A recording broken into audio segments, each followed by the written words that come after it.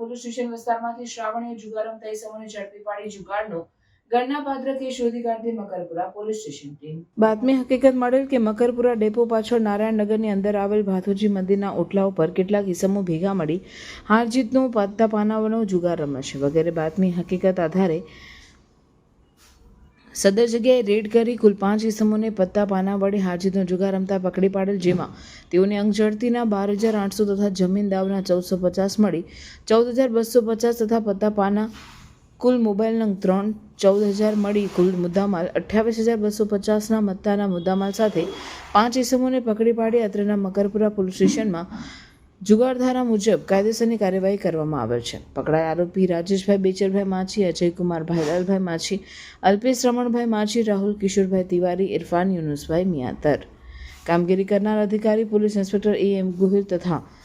GD Rajput તથા દિનેશભાઈ હીરાભાઈ, સંજયભાઈ સાહેબરાવ, જયરામભાઈ જીવણભાઈ, હરેન્દ્રસિંહ શિવસિંહ તથા ગિરીશભાઈ વેનાભાઈ, દિગ્વિજયસિંહ વનરાજસિંહ,